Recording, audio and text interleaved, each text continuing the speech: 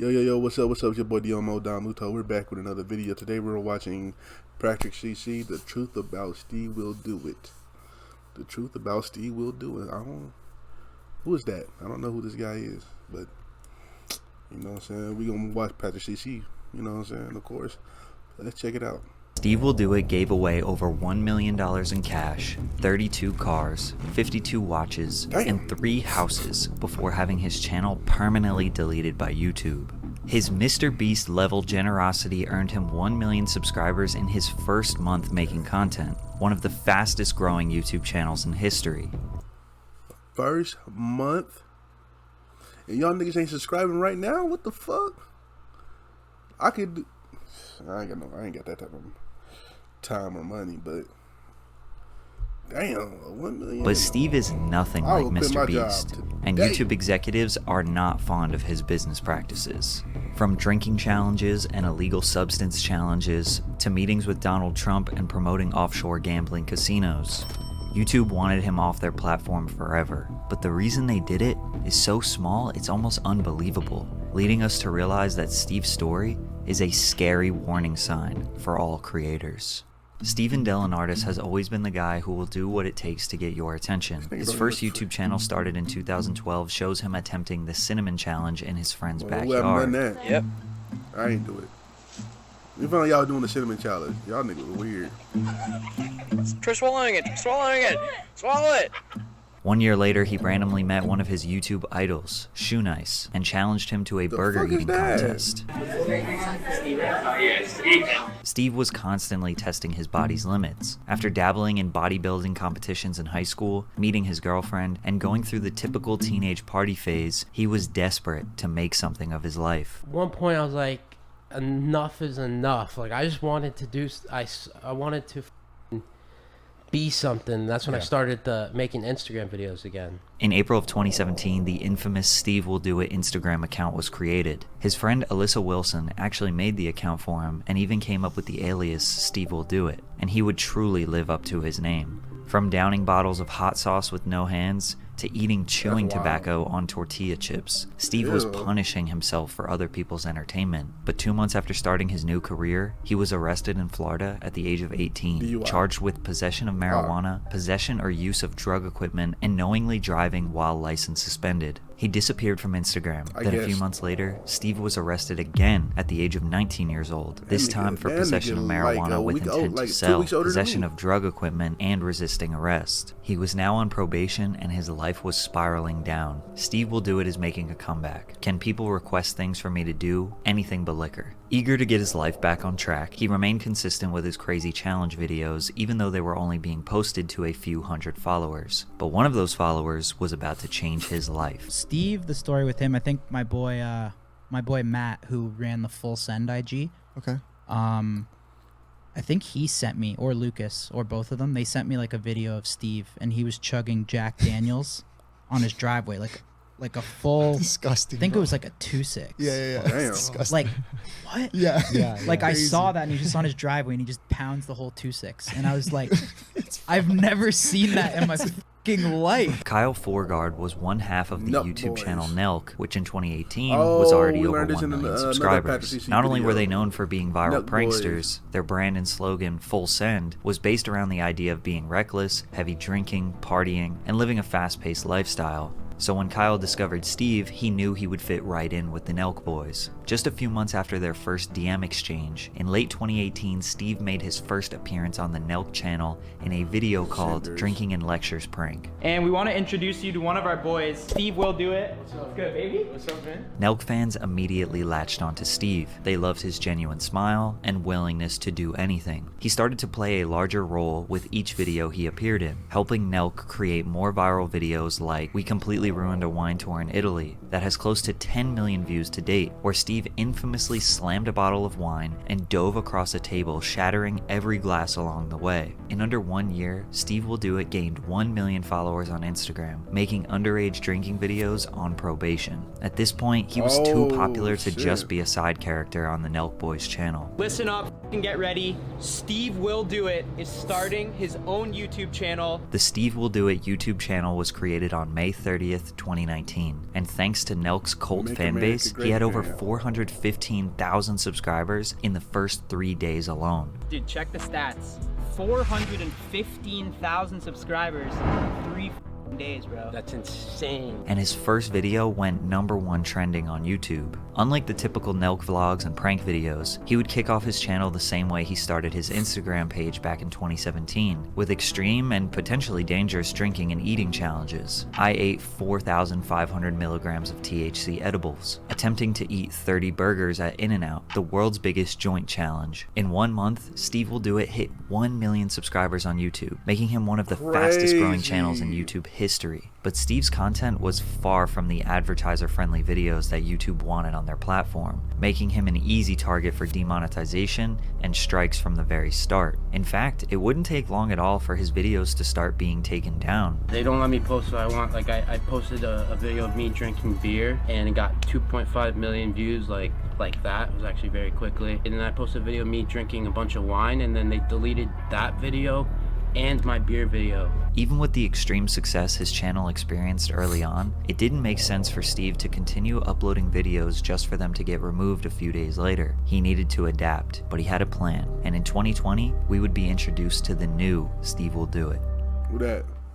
Steve Will Do It is changing lives with car and cash giveaways. Steve abandoned the crazy challenges and took the David Dobrik / Mr. Beast approach to YouTube, gifting his friends and family cars and jewelry, giving away tens of thousands of dollars to single moms, showing up to dealerships and buying cars for veterans, blessing kids in underprivileged areas with cash, and giving away $100,000 to strangers in Mexico. He separated himself from the Nelk boys around this time too, leaving LA and purchasing a $3 million penthouse in Miami. Meant he could no longer appear in all their prank videos and vlogs. It's pretty wild how successful Steve's videos were because he didn't really have any concepts. It was just a weekly lifestyle vlog where 50% of the content was him giving away stuff, and each video would get a few million views. But YouTube didn't like Steve's presence on their platform. In the same videos where he would do extremely generous acts, he was smoking, going to the club with rapper 6ix9ine, and gambling. There are plenty of music videos on YouTube that portray the exact same lifestyle and are even more graphic, and those are fully monetized and generating hundreds of millions of views. They banned him because of that. Is That's wild. considered art. If a vlogger does it, it's considered not suitable for advertisers. As a result, Steve was not making any money directly from YouTube's partner program, but he was getting at least 6-figure brand deals per video. We have offers from 2 companies that we actually we love, and they're 6-figure deals for YouTube advertisement. But many people, including myself, were wondering the whole time how he got so much money. Private jets, massive giveaways, he was clearly spending hundreds of thousands of dollars, and with his channel being demonetized, it wasn't blatantly obvious how he was so wealthy. How was Steve Will Do It making his money? What is your mission? To be a billionaire. You're gonna be a billionaire. All right. To be a billionaire, yeah. Do you have a timeline for that?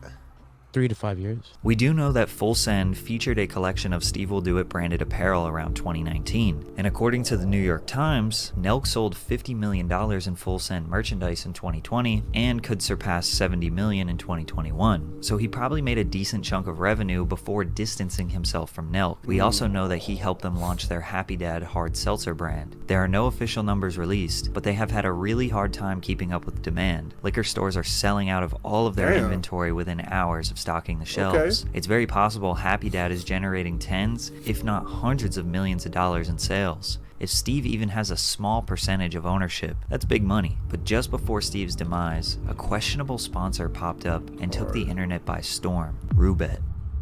By the way, make sure you're drinking water. Yes. Nigga, you haven't done that in your video in a long time. That's 5 nigga. free spins, baby. In 2021, Steve turned an addiction into one of his biggest sources of income, thanks to a sponsorship with the offshore crypto casino, Roobet. Alongside the likes of Aiden Ross, FaZe Banks, Rice Gum, and the rest of the Nelk boys, Steve was now flying out to Mexico, since it was illegal in the United States, to gamble on the website and stream it for his millions of fans. Winning and losing up to hundreds of thousands of dollars in each session, it was hard for viewers to look away. This only increased the popularity of Roobet, who paid Steve big time money. After accidentally pulling up a conversation with another crypto casino on his stream, Aiden Ross leaked that they were making more than $1.4 million a month from Roobet. Plus, these influencers were profiting off referral codes. The more viewers they got to sign up, gamble, and lose money on the site, the more money they made. Steve allegedly wasn't even gambling with his own money at the time either, instead using a fake currency provided by Roobet. If I started like putting my own money in this, I feel like I'm feeling like if I just filled myself with 4,000, it's like, right? Like I feel like I could like, but also it could be dangerous. But I see it as there's no point in putting my body or your mind through that type of stress. Right?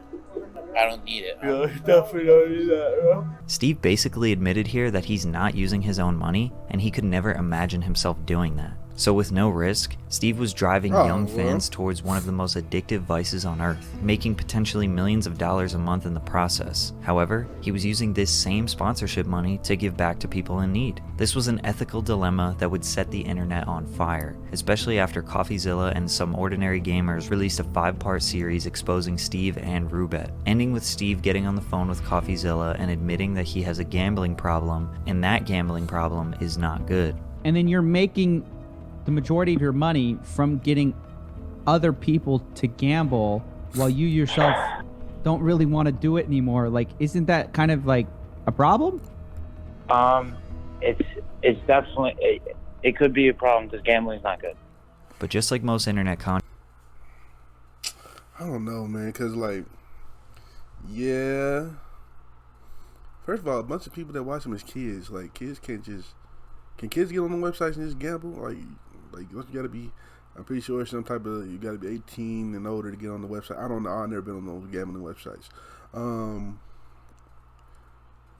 mean... I don't know. It's kind of weird because, yeah, you can be like, okay, you're influencing this kid to gamble, but at the end of the day, your parents should teach you, or people should teach you, like, you should know... Once you get certain age, you should know that gambling is wrong. Like, gambling is just for a little, maybe once in a while, go to the casino, spend maybe, it depends on how much money you make. You know, spend like a $50 here, $100 here. You know what I'm saying? And that's it, and go home, nigga. Like, that's it. That's what I do. If I go to the casino, I'm spending $60, $50. No. Once you lose money, I'm done. Once I lose money, I'm done. I'm like, you know what? This ain't it for me.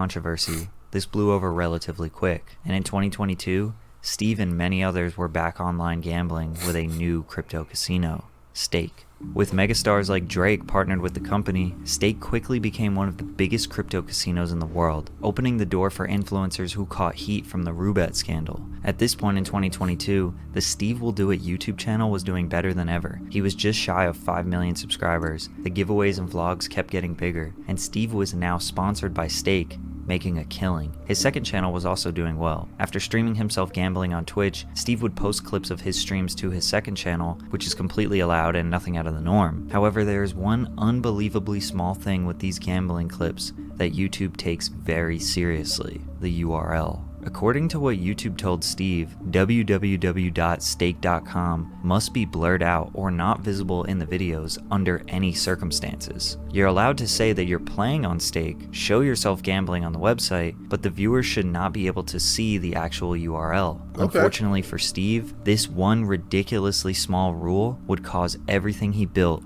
to fall apart. After his editor forgot to blur the Stake URL, his gambling channel was deleted. Steve created a new second channel and promoted it in one of his main channel vlogs. But before he did that, he checked in with a YouTube rep who told him, "You should be fine if the Google AdSense account on your main channel isn't associated with your second channel. Because if you don't know, you could have theoretically hundreds of YouTube channels that all just get paid out to the same account." According to Steve, he had a totally separate AdSense account that he claims he didn't even own, or he didn't have the password to. But at the end of the day, that didn't matter. On August 1st, 2022, Steve would get the call from YouTube letting him know that his SteveWillDoIt channel was permanently deleted. Usually YouTube requires 3 strikes for a channel to be wiped off the platform for good, but Steve didn't even have 1. His main channel was in perfect standing when this all went down, causing many to speculate that this was a targeted ban, and maybe YouTube was waiting for any reason to take Steve off their platform. YouTube never gave me a call or let me know. They called me the day of deletion, and it was a girl. Can he sue them for that?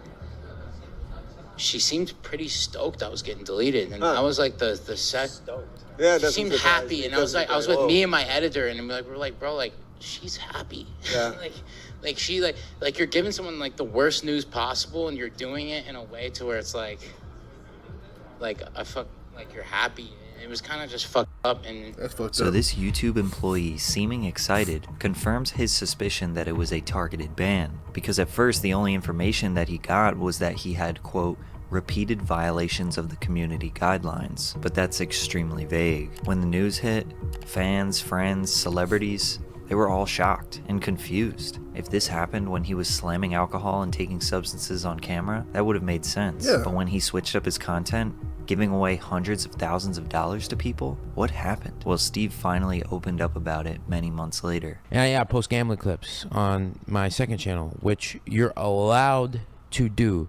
You're allowed to show yourself playing stake.com. You're allowed to say, I'm on stake. Hey guys, I'm playing on stake right now. But if stake.com is in the video, your channel, they delete the video, right? So the issue started on his second channel, SteveWillDoIt Gambling. His editor forgot to blur the stake URL in one of his videos, which led to his gambling channel getting terminated. So Steve made a new gambling channel, but that qualifies as ban evasion. If you don't know, you aren't allowed to just start a new channel when your old one gets banned. And he made it even worse when he promoted the new gambling channel on his main SteveWillDoIt page. That now gives YouTube grounds to terminate his main channel as well. For example, if I got banned on my second channel, PatCC, even though it's totally different content, I'm still the same owner. And while I was banned, I wouldn't be allowed to post on my main Patrick CC channel. And if I did, I could be banned on my main as well for ban evasion. Steve thinks that YouTube finally got him in the perfect loophole to wipe his 5 million subscriber empire off the platform, that's because no other crazy. YouTuber was banned for gambling on stake. It's crazy to think that this entire catastrophe came about because he forgot to blur a URL. From here, he signed an exclusive deal to make weekly content on the site Rumble in September of 2022. This site is becoming known as the free speech platform where banned creators flock to, since the terms and conditions are very, very loose. Since he's been banned, Steve has definitely taken a massive hit in relevance, since his viewership is much lower on the new site, and it keeps getting lower with every upload. And now that he can never come back to YouTube, his career will never be at the heights that it once was. No, that's wild that he can't.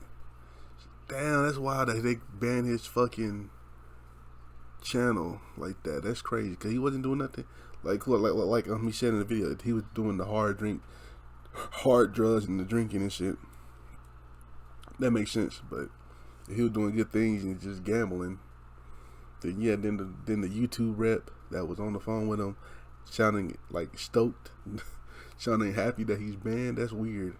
That's very weird. I ain't gonna lie. That's a lawsuit. I ain't gonna lie. Hey, don't ban me. Hey, I'm just watching the video. Damn, that nigga got 1 million subscribers in a month though. Fuck. Why y'all not subscribing to my channel, bro? Damn. But anyway, man, shout out to Patrick CC, man. Damn. 1 million subscribers in 1 fucking month is crazy. If you like my reaction, make sure you like, comment, subscribe, and I'll catch y'all next time. Peace.